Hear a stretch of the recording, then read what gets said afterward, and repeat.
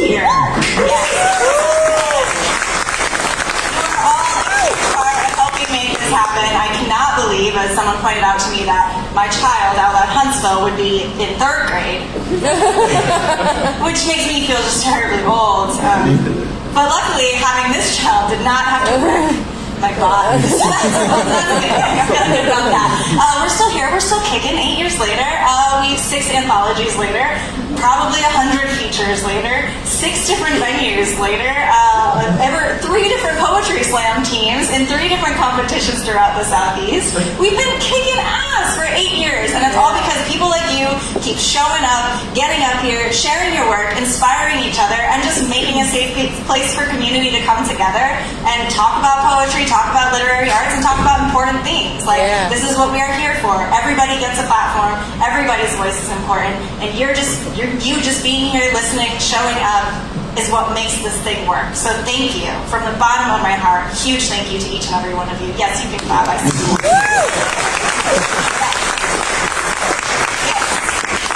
Rather than, get all teary about it, excited about it. 8 more years, right? Woo!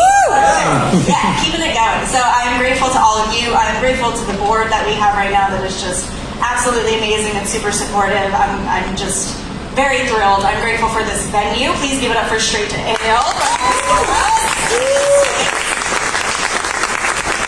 And the pandemic's been rough, but it's always not the funnest time to be a server because you never know who you're going to get to walk into your bar. So if you have a little extra to spare tonight, please tip the amazing Mazingo in the back. Please give it up for Mazingo. Slanging drinks and looking good while doing it. We love her.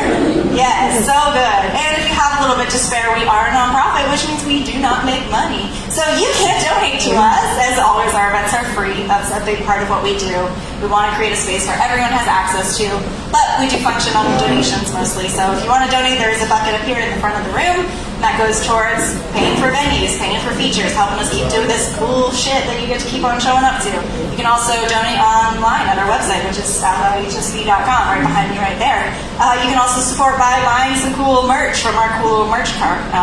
Don't do it during the middle of the event because there's no automatic cash register. We're not like an Amazon store or whatever where you walk out and you're like suddenly everything has been paid for. I don't know technology. Give me cash money. I understand that, okay? But yeah, you can come up at the end. We got some anthologies. We got t-shirts. We got a bunch of merch. Support all that stuff. But more than anything, you are going to want to support your feature tonight, Mr. Josh Baker. Please give it up for him. Right here has some chapbooks with him. And how many simple dollars are they? 10 simple dollars! What a deal! My God. You're going to want to buy that book. So, before you give us any of your money, support the poet, support your servers, support this place. And then, if you got a couple extra bucks at the end, throw it around to us. Or just keep on coming back. We just like seeing your faces. That does enough for us. Are you ready to start your open mic? Yeah! You guys, it's basically my birthday for being me, the 8th person. Are you ready to start your open mic? Yeah! I feel better now. Please welcome up your first reader of the evening, Jason.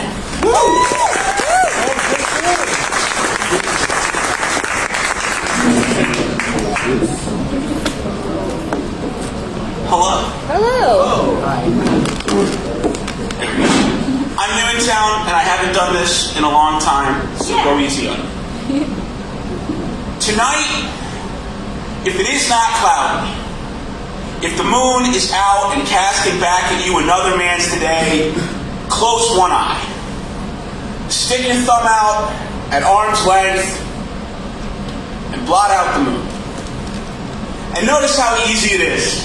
How effortlessly the meager moonlight can be kept at bay. Notice that you do not feel like a giant, a colossus, a destroyer of worlds. Rather, you feel the empty that hangs between a moment just short enough to avoid mention, just long enough to open your spine to the late night chill.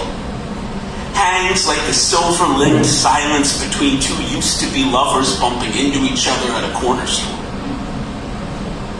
You will know distantly that the moon is vast, cratered seas and mountains, and all of it as yet unsullied by your touch. You will recall that the dirt there is not so forgetful as seaside sand or riverbed clay, that the marks of men which pebble that dust, half freckle, half scar, will never be eroded.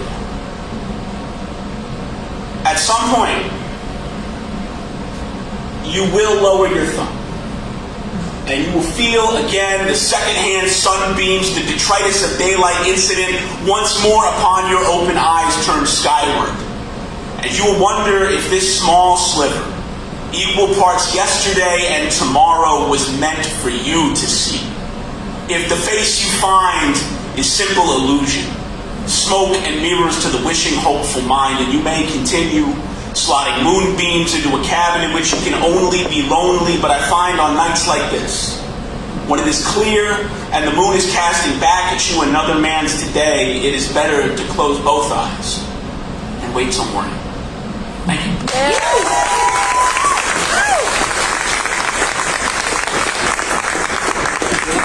One more time for our first time reader of that last I'm gonna go easy on you, I'm gonna go hard on you. Two used to be lovers bumping into each other at a convenience store? That was so friggin' good! I'm gonna go hard with how good that was! Thank you for finding us, thank you for coming, and please keep on coming back. You are wonderful, your work is wonderful. Thank you for sharing. Alright, another thing to mention while we are here is that yes, we are, we've had a pandemic, we all are tired of it, it's been exhausting, right? We're in a low risk, so we went from masks required to masks encouraged. Most of you got that memo, I can see by all of your smiling faces. However, I do want to remind all of you that just because you're comfortable, that doesn't mean everyone around you is comfortable. So please be respectful of personal space. If someone has a mask on, don't assume you can run up and hug them. Don't just assume you can run up and hug anybody. We gotta be consensual and all of that sort of stuff, but also just respect everyone's boundaries. Not everyone has the same risk level as you. If you came and we're not expecting this big of a crowd and you do want to throw a mask on, we do still have extras. We will provide them for free for you. We also have sanitizer, any of that. So we're still here looking out for you, for your comfort level, so just let us know and we will take care of you. So, forgot to mention that at the beginning, it is what it is. Welcome up. Our next reader from 6 years ago. 6 of the 8 years ago, 7 years ago, 7 years ago, 6 venues ago, probably, I think. The amazing Princess. Woo! I love you!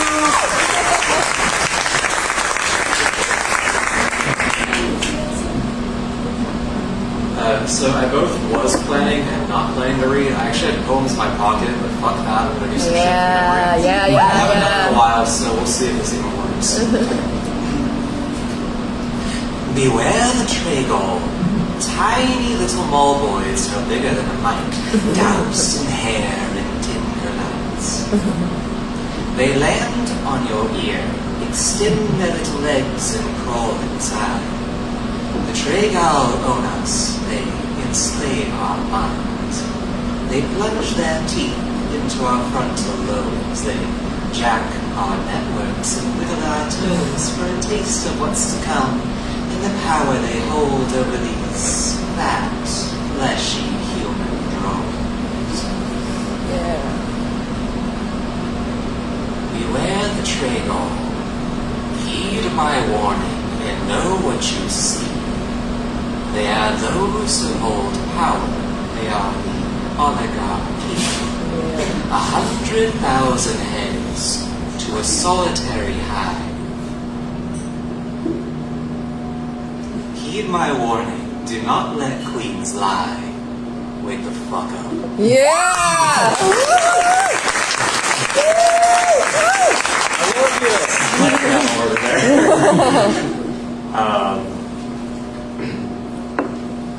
It's been 1,000 years since the tall men came, and we still live bound in anodized cells.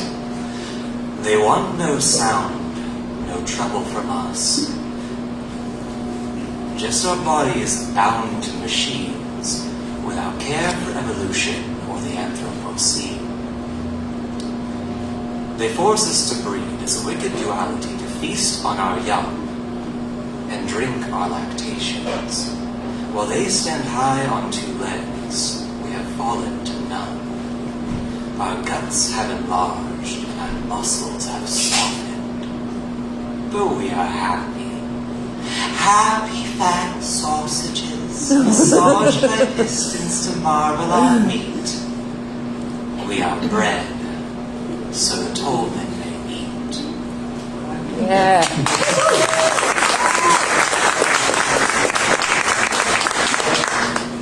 Okay, I guess I will do one from my pocket. This is called the BBC. I used to have it really well memorized, but not anymore. It's so good. Oh, this dragon was once in love. I saw her grazing and pooping everywhere. A majestic unicorn with baby blue hair. Her mane was fluffy, made my heart pound and the air all stuffy, but one day she caught me staring and I panicked and screamed, I love you! The air froze and my heart skipped a beat when she opened her mouth and snapped, I'm not a tooth fairy. I will not suffer fools. Besides, what does a fat dragon like you know about letting a unicorn drop first? My spirit was crushed and my wings turned to lead. She galloped off and left me behind, but I just couldn't get her thought out of my head. Legs for days and a tail that just sways and sways. I saw her again a month later. She was prancing all around, leaving little hoof prints on the ground. So I puffed up my chest until my cheeks turned blue, and I strolled over with my head held high. Let me cut to the chase. I said without any tact nor grace. I want taco on a date with you. You call it an approach, she scoffed. Don't make me laugh, you're just gross. You'll never get to me. You'll always fail, especially with, that small of a tail. I stood there speechless as she sauntered off. Is my tail really that small? Aww. Would natural tail enhancement? Oh no.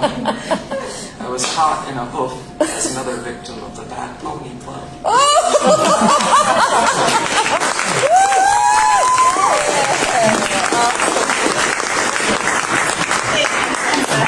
Wonderful. Great. Always a good throwback to. The best time that you read that was in the theater, also wearing the onesie, the dragon. And then when you did the, is my tail really that small? There was actually a tail there, and it was kind of small because it was just a little onesie. It was very cute. Very good. Good memories. 8 years, am I right?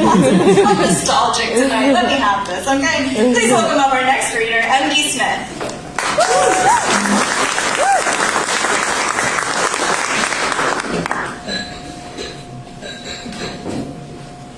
I think that'll balance there.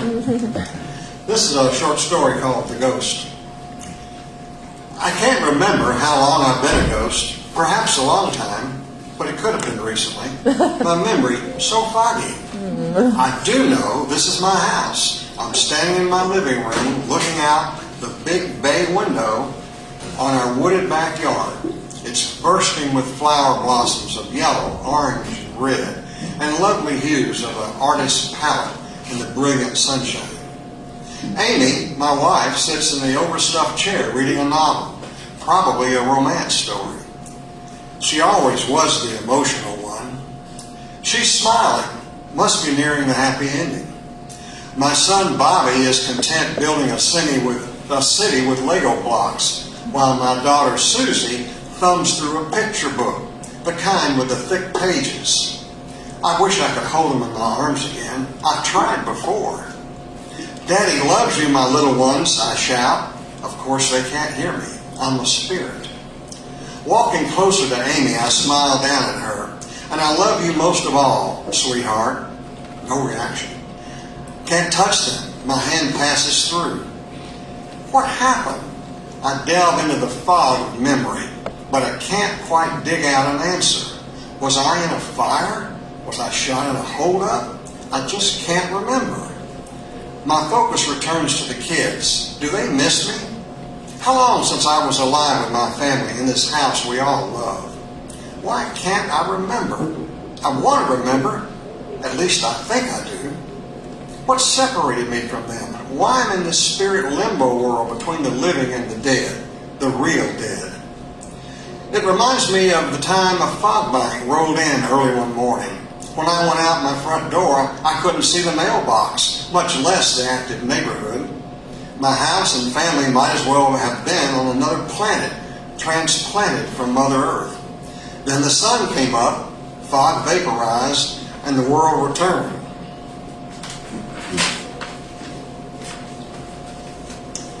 The children's giggles as they play recapture my attention. I want to run over, grab and put them in a bear hug, pick them up in the air, whirl them around saying, "Daddy loves you." But I can't. And I can't feel the warmth of my wife in bed next to me at night, something taken for granted until you lose it. I lower my head, sigh, and close my eyes, paying no attention. A moment later, I feel two pairs of hands softly but firmly grip each upper arm near my elbow. How can this be? I'm a ghost. "Easy now," one of the large men dressed in a dark blue uniform and cap says to me. "Mr. Jenkins, don't get upset. It's the third man dressed all in white in a lab coat. You were coming along so well at Sunny Rest." He walks over and puts his hand on my shoulder. "Don't you remember me? I'm Dr. Stone. After 2 years, we thought you might be leaving us, so you had the freedom to be on the facility's front lawn, but we must return." I jerk at the restraining grips on my arms. "I'm a ghost. Who are you? Are you people ghosts too?" I point my hand toward my family. "What about them, my wife and kids? Can they see and hear you?" There's an unsettling silence. Dr. Stone speaks. "There's no one there. A drunk driver killed your family. At their funeral, you reached the breaking point. Your reality seeped into the fresh dirt at your feet that day." "No," raising my voice, "it can't be. My family is right there in front of our bay window with our beautiful garden outside." The doctor speaks in a soft, understanding tone. "Mr. Jenkins, it's February. There are no flowers or greenery of any kind, and your wife and children are not here. They are ghosts of your imagination. You have regressed."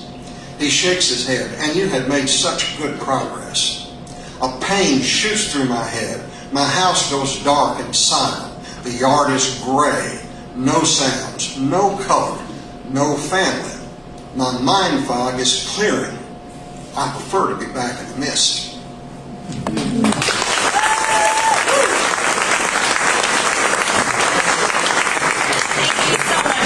That was a wonderful story, and also a wonderful reminder that we are not just poetry here, folks. We are short stories, we are fiction, we are nonfiction, we are flash fiction, poetry, memoir, whatever you want to share within 5 minutes. You can get up here and you can share it too. This mic it belongs to all of you. It also actually belongs to Straight Tail, so don't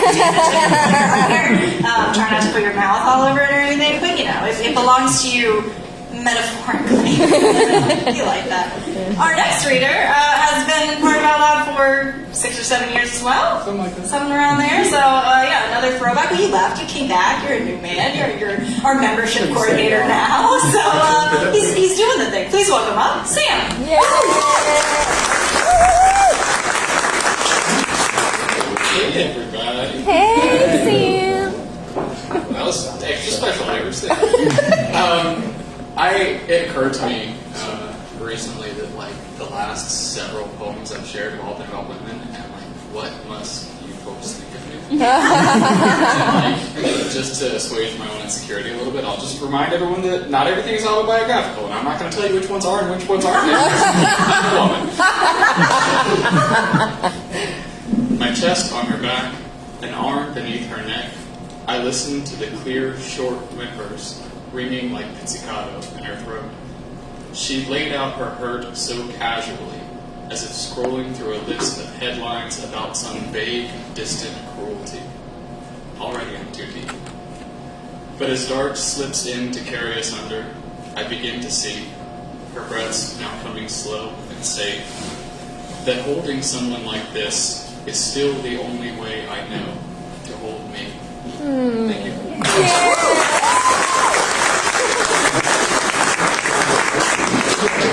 Thank you, Sam. Definitely wasn't about you. Definitely not. I mean, I never read from personal experience. I would never dream of it.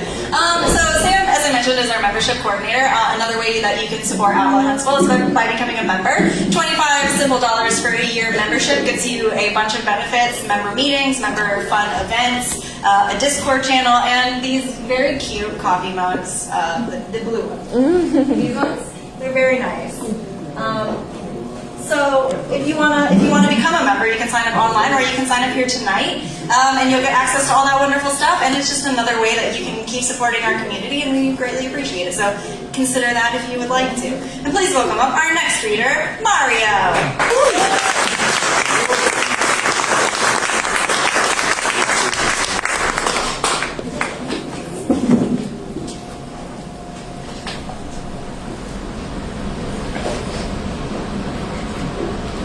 So short. My mom, my dad, That's fine. my dad. Hey guys, how's it going? I'm Mario. Hey, Mario. Normally I read something that I wrote, but I've had an extremely busy month. I have written some things, but I just want to keep editing them, so What's wrong? we're not going to do that today. I brought two of these books that one of them I own, the other one Kimberly's letting me borrow, and I'm going to read something from it. This first poet, Louise Gluck, I really like a lot, and I feel like I really try to mimic her style, or at least try and put some of her style into mine and just take from it. She's very introspective, and it's very interesting, very cerebral. The other poet is Andrea Gibson, and if you don't know who they are, you probably should, because they're really great. And there's just a poem in here that I thought was really, really good, and I'm just going to read both of them. So, first one is Louise Gluck, and this is from her new book, Winter Recipes from the Collective. It came out, I think, last year. It's called Poem.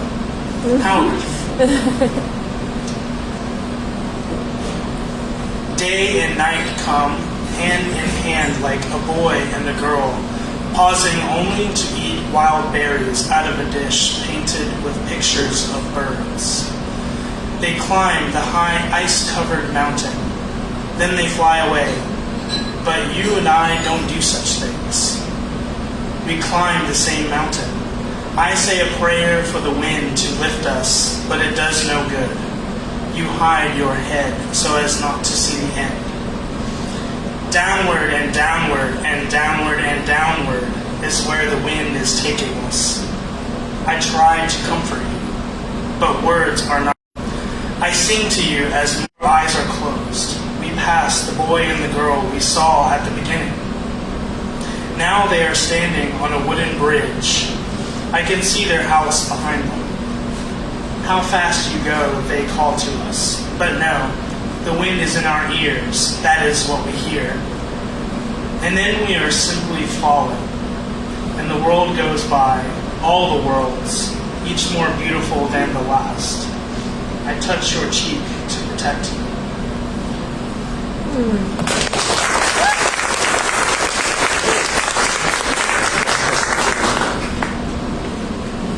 This next poem by Andrea Gibson is Royal Heart.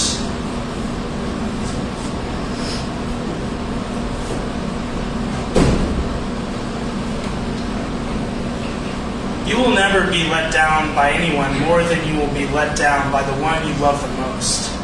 That's how gravity works. You don't stand in love, you fall. Further every season. That's why the truth is harder to tell. Every year you have more to lose. But you can bury your past in the garden by the tulips. Water it till it is so alive it blooms open and lets you go. And you belong to yourself again. When you belong to yourself again, remember forgiveness is not a tidy grave. It is a ready, loyal knight kneeling before your royal heart. Call in your royal heart. Tell it bravery can never be measured by a lack of fear. It takes guts to tremble. It takes so much tremble to love. Every first date is a fucking earthquake. Yeah. Sweetheart, on our first date, I showed off all my therapy. I flaunted the couch where I finally sweat out my history. I pulled out the photo album from the last time I wore a lie to the school dance. I smiled and said, that was never my style. Look how fixed I am. Look how there is no more drywall on my fist. Look how my wrist is no longer something I have to hide, I said, while I was hiding it. The telephone pole still down from the storm. By our third date, I had fixed the line. I said, listen, I have a hard time. I cry as often as most people pee. But I don't shut the door behind me. I'll be up in your face screaming, Seattle's too rainy. Seattle's too rainy. I'm never going to be able to live here. I sobbed. On our fourth date, I said, I can't live here in my body.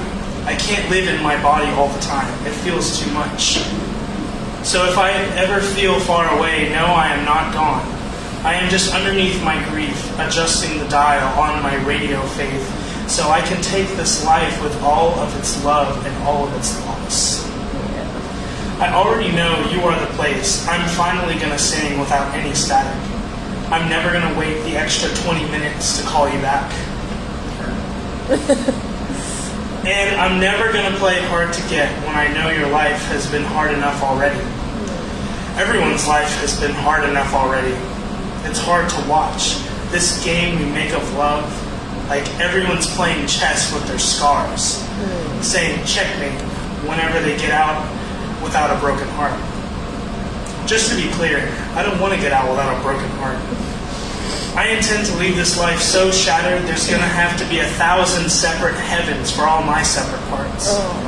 Can you see how you bring all the heavens together to make me whole? Can you hear God at the gate saying, good job.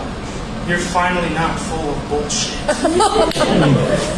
Sweetheart, I can see the hill before us. I used to love in one gear.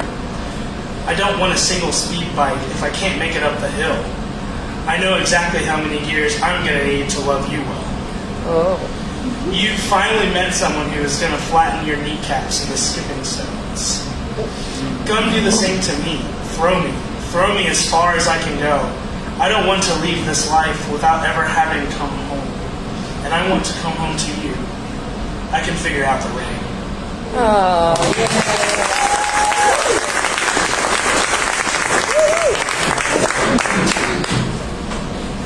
Thank you, Mario. And another wonderful reminder that cover poems are always welcome. Not at slams. We don't have those rules tonight. You can come up and share words of that movie, because that's what this is about, sharing the words of that movie. Please welcome up our next reader, Sydney.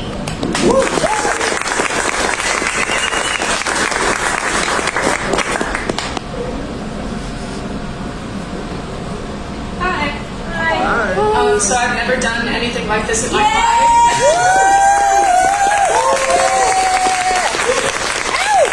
Definitely had a drink before coming up here. Yeah. So bear with me. This is a poem called Sleeping Beauty. I was freshly 16 when I got into the dating scene and began seeing a guy who was 20. On our first date, we went to dinner and a movie.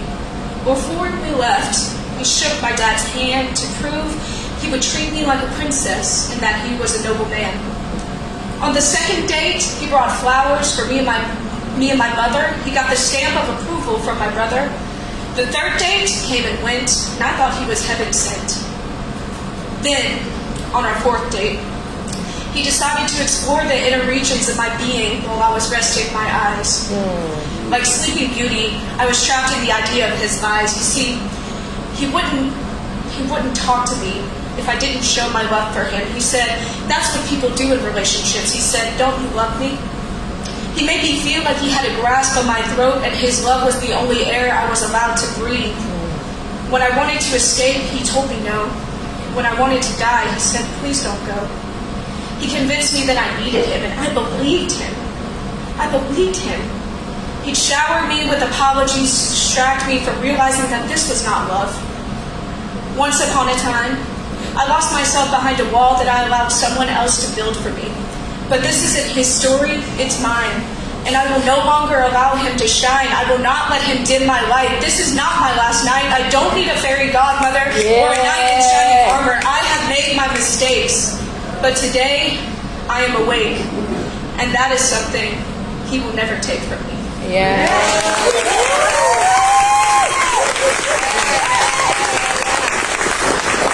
One more time for our first time reader.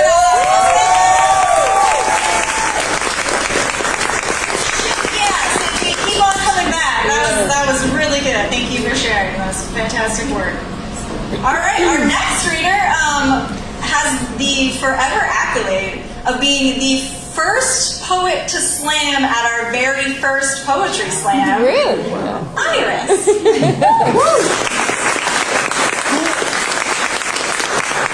didn't even know. I kept tally. That was 8 years ago? That was like 5 or 6 years ago when we started slams. Oh. In the theater. Oh, yeah. Yeah, I was a nerd on the show, super early. Yeah, for sure.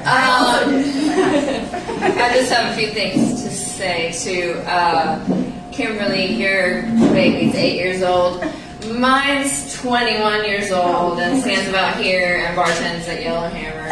And I don't think it wrecked my body or so just saying that. Also, I'd just like to bring a little thing up before I get started. Take my power fists off. She said they might offend someone. I was like, who are they going to offend? She said, my brother? I was like, my brother? What are you talking about?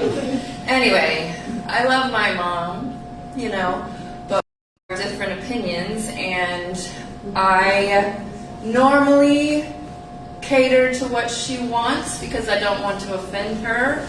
And what she really wanted to say was these earrings offended her. And she started saying stuff like, I just want one day of peace, no confrontation. And I was like, sorry, Mom. Life is confrontation. Life is suffering. And these earrings represent power to me, power in standing up and trying to take back power from those that have it. So I would just like to say justice for Crystal Ragland, justice for Dana Fletcher, and Black Lives Matter. Oh, this is called Medicare for All, y'all.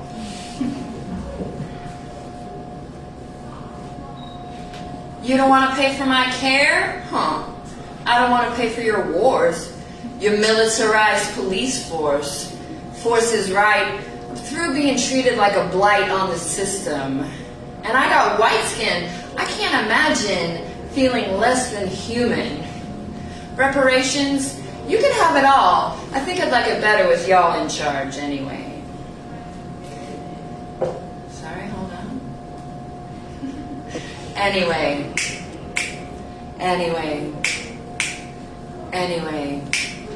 I daydream of a day when people understand. Until then, we rise up and take a stand. No justice, no peace. No justice, no peace. No justice, no peace. I will no longer accept the authority that has been placed over me. We will no longer allow the institution to fuck shit up. The individual has rights. The individual has freedoms. The individual has body autonomy in and of itself without the institution deeming it so. Value to simply exist. Intrinsic and shit. Not from an outside source, of course, God. Or the Christian God. I'm sorry if it offends anybody, but like you say so blatantly, might as well make t-shirts say I own you, nerds. Everything you think and everything you say, it's all about production anyway, right? And property rights. What value is a life without a sale? Don't do you no good, no money, hail. Out with the old, the shoulda, woulda, coulda, the who's its, and the what fors. We'll take it from here, y'all. You can't possibly think you're on the good side no more. Anyway.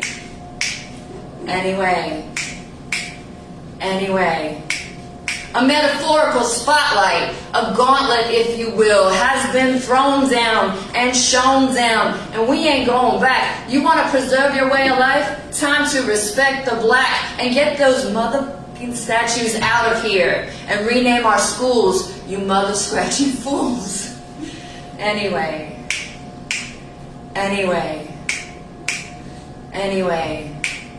We not the same, all lives matter. Life is pain, Highness. I know you feel some too, but there's a difference in resources between me and you. Privilege does exist, you nitwit, so why don't you go over there and sit and think about it? What your brother experienced? What your sister needs to do to get through the day?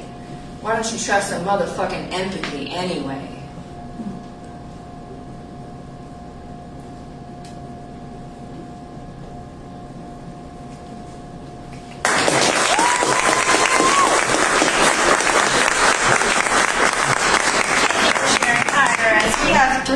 On our open mic, and then we are going to get right into our feature. You are going to be so stoked that you came tonight. Please welcome up Andrew Gonzalez.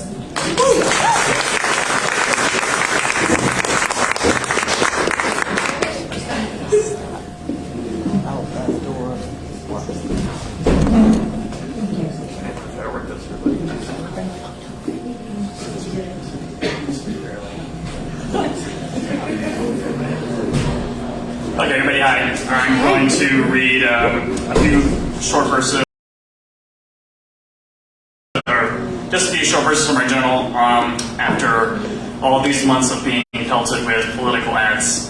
So I figured nothing. This is from Birthright, entry 31, verses 12 and 13. I feel as if we are watching the mitosis of the Republican Party under a microscope in slow motion. Every Republican candidate is vying for the Trump stamp on their lower back. I fear those who do not will be stampeded by the rabid mob of Trumplicans. But are they active enough to outvote the old Republican guard? Do they even know what midterms are, which are this year, by the way? Well, worse, are there any Republicans who are running without the desperation of the others? Trump may be out of office, but he isn't sharing his party is being elected to every office in every state at every level. This is more powerful than any president. This is how you overthrow a nation. I can only hope old Republicans outnumber the new. I, however, am not confident. If there are any non-Trump Republicans on the ballot, I will do all I can to ensure they survive the primaries. The alternative is too frightening to imagine.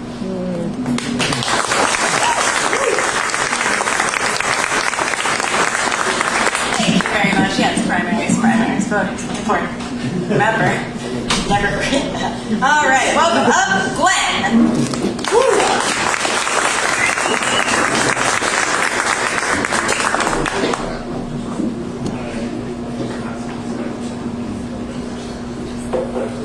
Hello, everybody. Hello. Nice to be in Huntsville. First time in Huntsville. So I did WALPs recently, and they have a 1-minute round, which is insane. So I'm going to read something from that.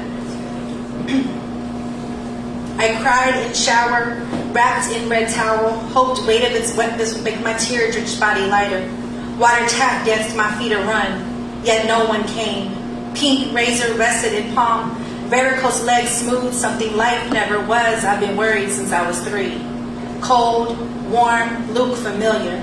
Unsteamed mirror felt glare, but no reflection. I was invisible. Soul lost, fleshy ruin. Shit, there comes a time, what we doing? You need not worry, girl, about what his lips might taste, about memories or salvage. Comes a time. Make ash, burn bridges, girl. Let his ego live down this life. Freedom. Comes a time. You'd rather be woman than slip wife. Pour out all the liquor, girl. Beach sunsets always tied you in. Leave snake yonder by Lake Cumberland. Comes a time, girl. Even non-sunriser says to new dawn, come again. Lonely days eve into peaceful nights. Comes a time, woman. That's that peace. Now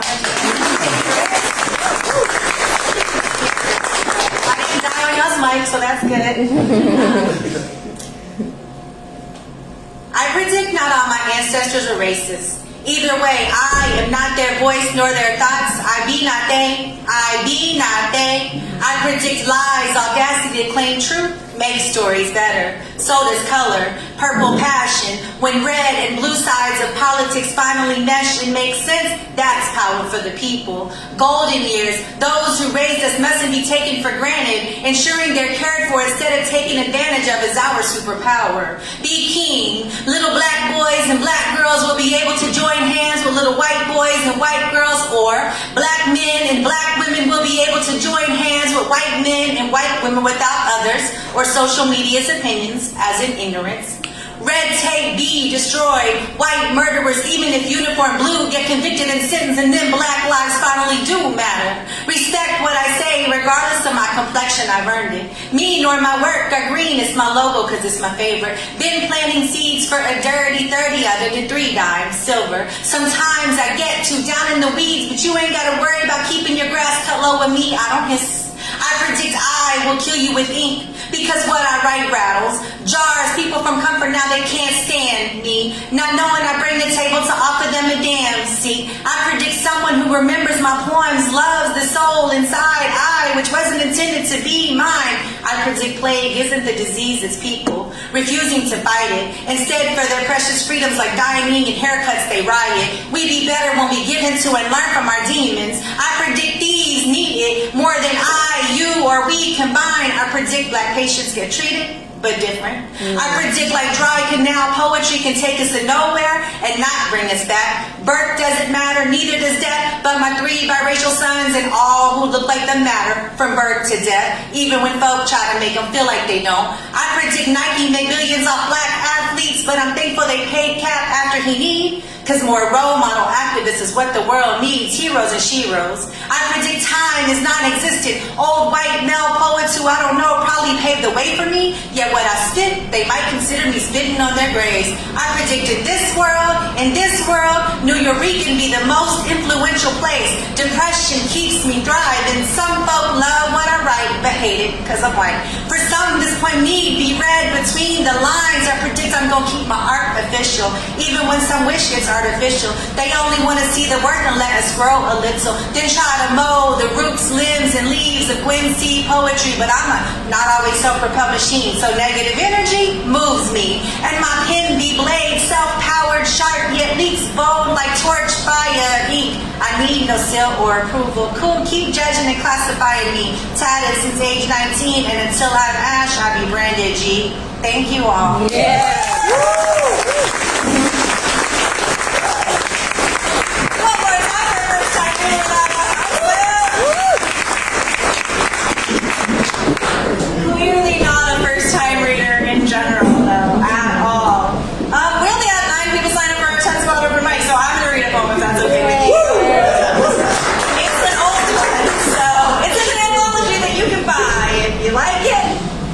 It's called The Same Simple Shipwreck, and it's kind of my love letter to Out Loud Huntsville, and I always read it at times when I want to be mushy and nostalgic, and instead I read a poem.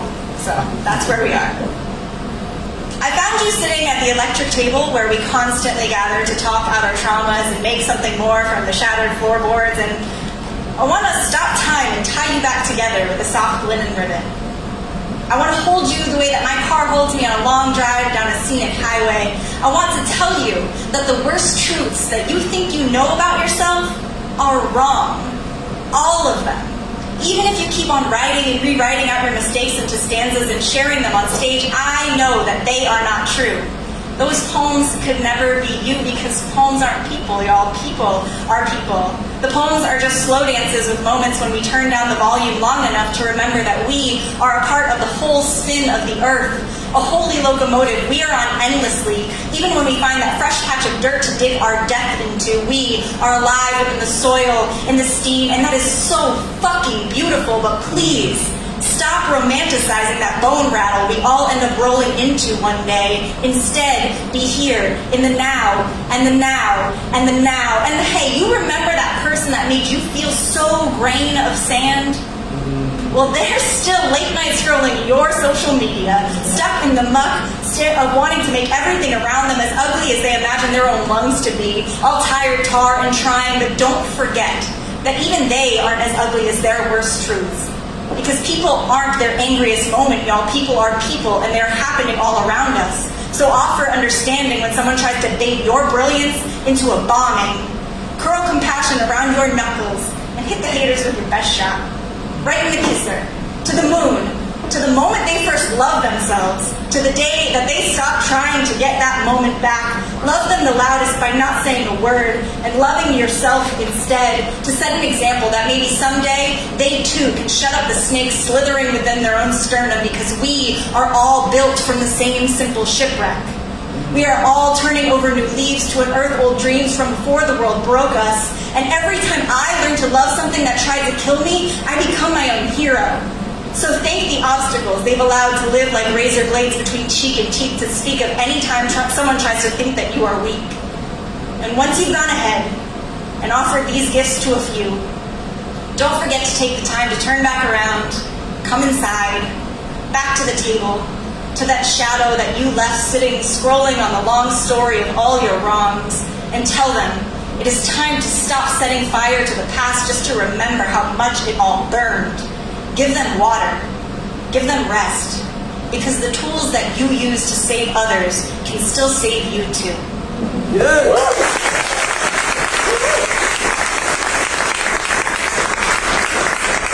Give it up for everyone that touched our open mic this day. What is there to say about your feature, y'all?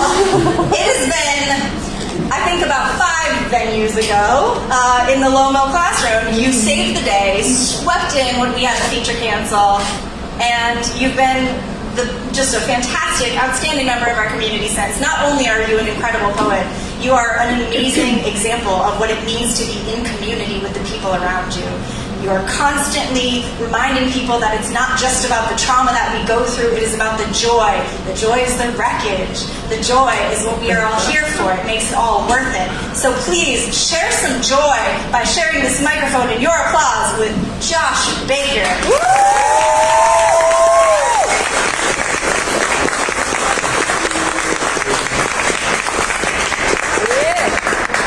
What's diddy, y'all? What's diddy? Ooh, that was so dry. I know I'm not doing that for the next 30 minutes.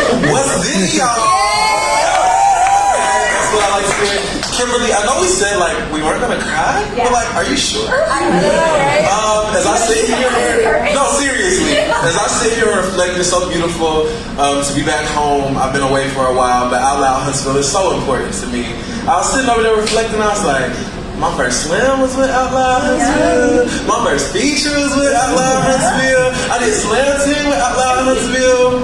So it is so incredibly beautiful to be here out loud. It's such a beautiful piece of our community, and it's so restorative. And as you say, the joy, if I bring the joy, then what do you bring? You know what I mean? So it's so good to be here. To anybody who doesn't know me, I think my bio is pretty simple. Josh Baker, scholar by day, bad bitch by night. With that said, I'm reading poems tonight from my 3rd chapbook entitled Excerpts from the Wilderness. How many of y'all have ever experienced the wilderness? Yeah. I love that y'all know it's like metaphoric, but I mean, I guess you've been in a physical wilderness. That's cool too. I don't know your life. I can't tell you, right? So this is about love. It's about betrayal. It's about overcoming. It's about all of what it is to be human. And thank you for being with me as we go through this wilderness together. And then even after we go together, like, damn, for $10 you can have it for your own wilderness.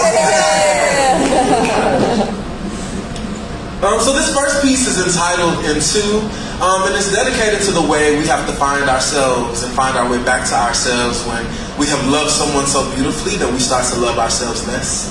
And then we start to realize, we can't love other people into loving us the way that we need to. So, Hashtag. You can't pray a man into loyalty. You can't cook him into submission with your fried fish and macaroni and cheese, a little burnt on top. You can't fuck him into surrender. You can't rub his back into coming home on time. You can't rub his back into telling you who keeps calling his phone for the 5th time at 2 a.m. You can't kiss him into making the right decision. You can't kiss him into honoring you. You can't kiss him into choosing you. You can't hold him into holding you, into holding space for you. You can't love him into loving you the right way. Yeah. You can't make a horse drink hell. You can't even bring half these horses to water. You can't make that man into something he is not, no matter how hard you try. Even when he has made you into something you are not, no matter how hard you tried. He might give you a day off, a day righteous, a day respectful, enough to pacify you, to quell your unearthly ache. He'll feed you, just enough not to starve. He's a man before he is your lover. Every violence you will owe to that first misfortune. Thank you.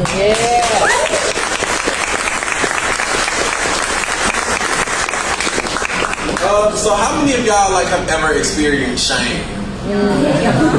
All right, now if we really want to go to the trauma Olympics, how many of y'all have experienced shame and love? It's like, okay, that's a different medal if you know, you know. One person who I would be remiss if I stand up here and didn't reference tonight, T.C. Caldwell, the infamous, the one who even connected me to Kimberly Hasty. And one thing that they always talk about is this idea of, I don't want to go anywhere where I can't show up whole. And there's a black as fuck, queer as fuck, southern as fuck in this bitch. Yeah. It's very important that I show up as who I am, and that I show up in my art, and that I show up in my love, and that I show up everywhere that I go whole. And this is inspired to loves where you don't get to do that. Loves that are hidden.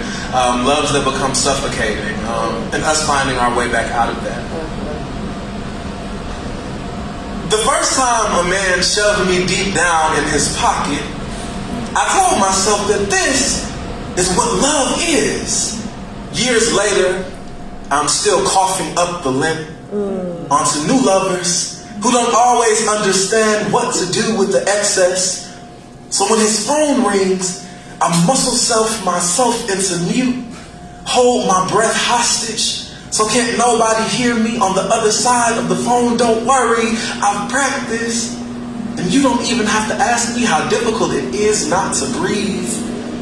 I've learned how to unhold my lover's hands before they even ask me to. How to unshare our laughter, bewitch myself into believing it was all make-believe. That our love was make-believe. That the way he held me was make-believe. That the way he needed me was make-believe. Our mothers taught us much, but never how to grieve a love that you are living in. What a miracle it is to mourn the living while he is elsewhere, yet everywhere inside you, taking up space, suffocating you from the inside out. Thank you.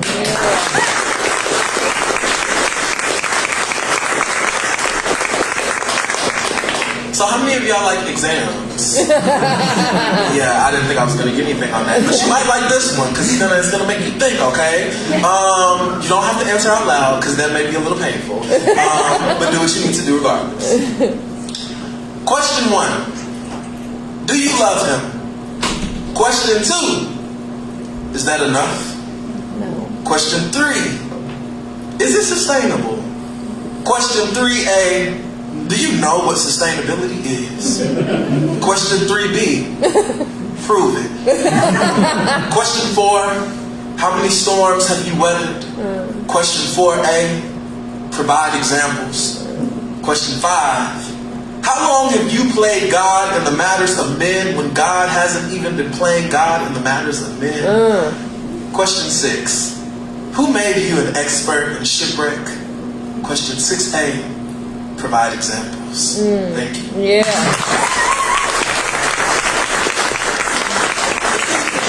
Oh, I was gonna have shipwreck or anything. This was the vibe. See, this is what happens when you slam singing with people. Psyche.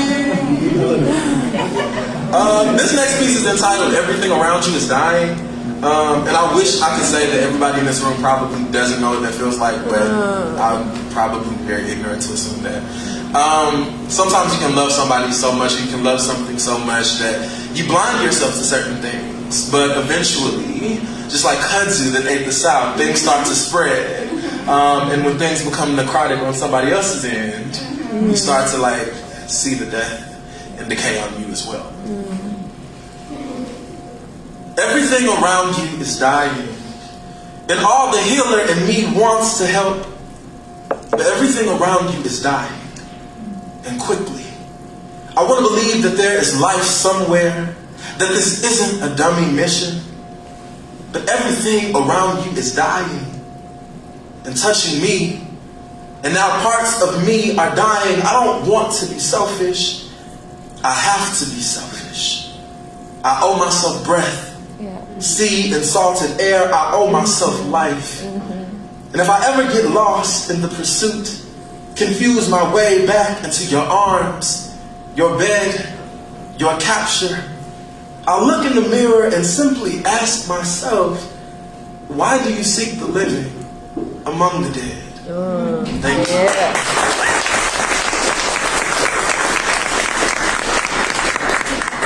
One of my favorite poems is entitled Survival. So Kimberly did something really beautiful when she talked about joy is the wreckage. That's actually a line of one of my poems called Working Title. And it's all about how before joy is beautiful and happy and light and all of that, joy can look like some shitty stuff sometimes. It can look like wreckage. It can look like pain. It can look like burning. It can look like all of those things. So it's all about a journey. And survival, if I believe, Working Title has a sister poem, maybe it's survival. I don't know. If I survive this, we will be beautiful. Our love, a glory to share only if I'm fed first. Today, God gonna have to be in the goodness of good enough. God gonna have to be in the goodness of my road out of bed, in the goodness of I didn't think I could plant these feet on the ground and rise like a rebellious son fighting the darkness. But look at this bitch. Tired, but trying, wrecked, but rising. God gonna have to be in the goodness of my fraction, the goodness of my fragment, piece by piece. God gonna have to be in this smile and all my mother's magic she left behind. God gonna have to be in my venom, my grandma's get you told, cause ain't nobody telling me nothing. God is in my lover's eyes. Early morning when leaving this bed feels impossible, but I'm safe in his shroud. God is in my cup runneth over, my thirst no more. God is in my right to claim it. In my right to call forth everything that's mine as though it already were, even when it don't quite be. God is my right to say, feed me well, and you will never go hungry. Thank you.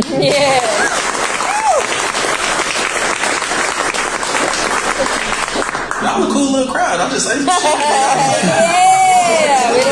like it. A short poem, but I think it's beautiful. So, how many of y'all are into mythology?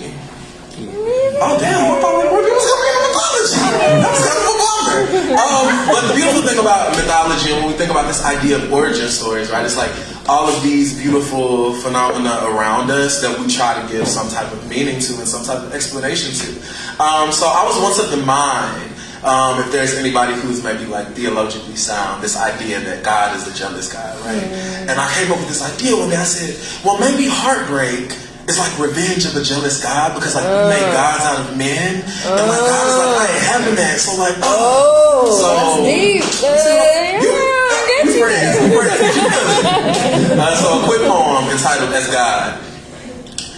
If you position Him as God, every heartbreak becomes a natural disaster, a hurricane worth naming. If you position Him as God, you will give reason to every wrath, believe suffering an act of submission. You will not question this God crafted from your own hands. Our mothers taught us that it is disrespect to question the God you are called to fear. I'm old enough to know now that heartbreak is the remedy of a jealous God. How else do you punish lovers bold enough to make gods out of men. Thank you.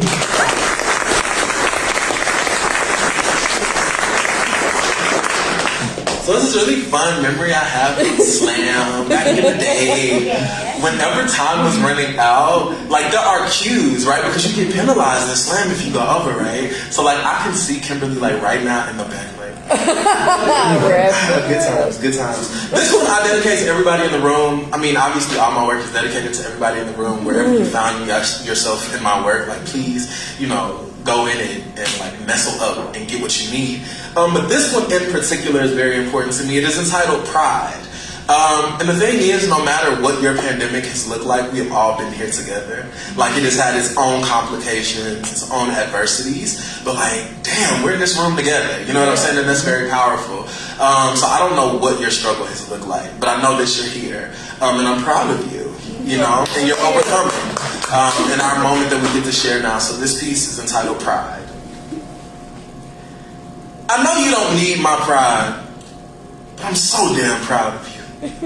I was witness to the war withering you away, road passenger in the descent. The salt of your silent tears still stains my skin. I held your body, a universe collapsing upon itself, gathered your stars, your moons, your black holes. I told you that we could make something beautiful from the leftovers even when I wasn't completely sure myself. But you trusted me, and you kept trying, and I'm so damn proud of you. I know you don't need my pride, but I'm so damn proud of you. You are sheep slaughtering wolves, Daniel in the lion's den. You are death defiant, and even when it has you, it will never have you, because you've left far too much life behind. Thank you. Yeah,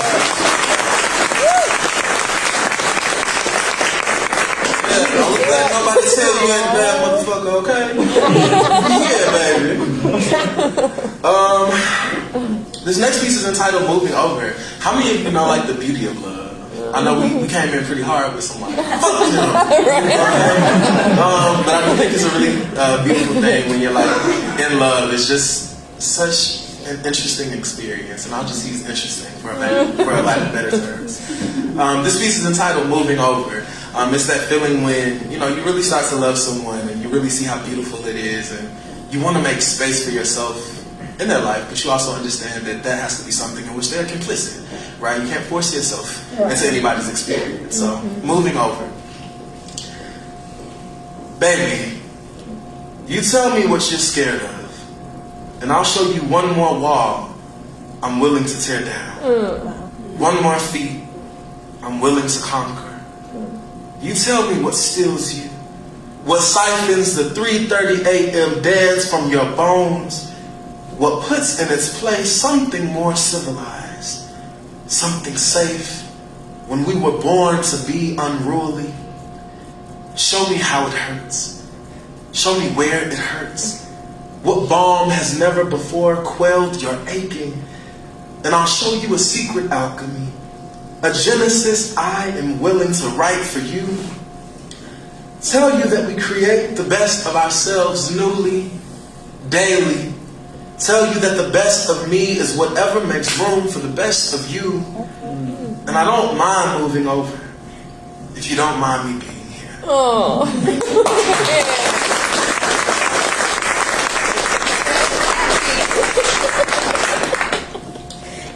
Yeah, so let's cap this bad boy with two more. One that is dedicated to death, but I promise you it may not be as morbid as it sounds. It's in the hope of what our grief brings. So anybody who knows me knows two things you need to know: Black queer experiences and modes of liberation and grief. Those are like my two research interests, and those are like my two life interests, right? And this particular piece just reminds us that as harrowing as the experience is of grief, even being able to mourn someone in the way we do shows us that their life had value. It shows that they are not something that could be erased, right? Because that emptiness we feel was once filled by something. Death is a hurricane that will both drown you and dry you from the inside out. And as much as you try, You are unable to rewrite the grief in a way that others can decipher, unable to construct a blueprint to the breathlessness. So you might dance, because the pain is a fire in your bones that has to move out of your body some way, somehow, or cry, because how else do you quell the drought death brings to your throat that chokes up anything you have to say or laugh? Because you and him would always laugh together. Because joy in spite of was tradition is tradition. And every bellyache brings him back closer. There's no wrong way to survive the wilderness. No wrong way to wade these waters, and every day might be a balancing act. A lesson learned in getting by and getting through, but never in getting over. And one day, you will find that it's a power too. And having known a love so big that it is irreducible, unchallenged by time, and having held a love so close that its fingerprints are still on your chest, and knowing a pain that reminds you that he was here, that means something. And one day, you will hold more joy than you do today. But if all today brings is sorrow, that is okay. If all today brings is a ravage, that is okay. If all today brings is ache, that is okay. There is love. There is unsinkable love in it all. Thank you.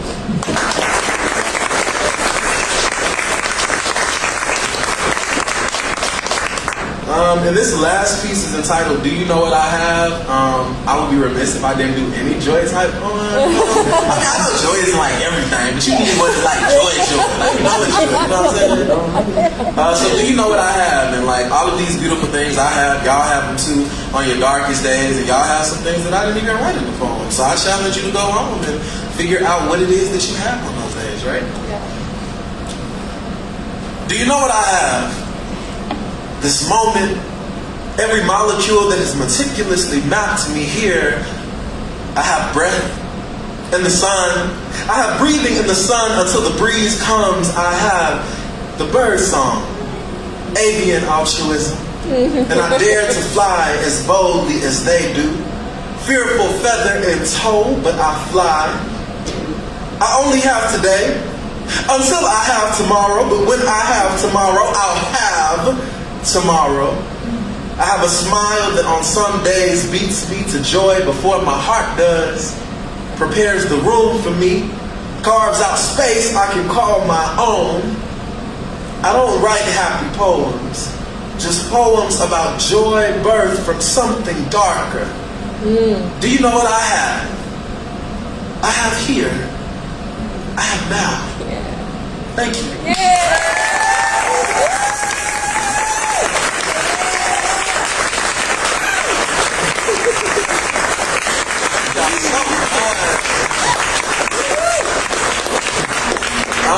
And I guess this is the moment where you do like shameless plugs. The more shameless plug is about the message behind our creation.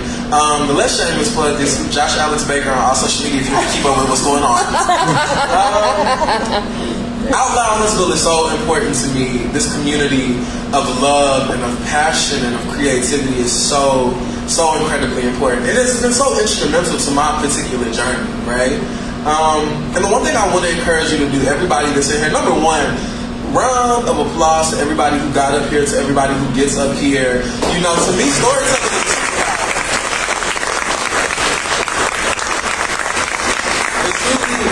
it takes boldness to get up here and to bear yourself on stage. You know, Kimberly and I have had many conversations about what it is to like get under that spotlight and to do your thing and to spill out your traumas and your hopes and your joys and all of that. And you know, when the lights, you know, shut off, we go home and we have to reconcile what that is, because for the audience sometimes it's a performance, but for us it's life, and we're not performing in real life, you know. So it does take a lot to get up here, but it's so beautiful because what you have in your belly, you never know how it might be there for somebody else. You don't know who's in your poems and who needs your poems and who needs your joy and who needs your heartbreak, but I survived it. You know what I'm saying? So create. Continue. You know, success creatively doesn't have to look like one thing. To me, I think the greatest success you can have in your creativity is being able to see yourself and being able to carve out space for yourself. And the beautiful thing about it is residually somebody else is going to find space in what you do. So thank God for Out Loud Huntsville. Thank God for all the beautiful communities that hold us up and that hold space for us. And remember that you are important. Remember that you have a voice. Remember that it matters. And remember that you matter. And keep doing the damn thing.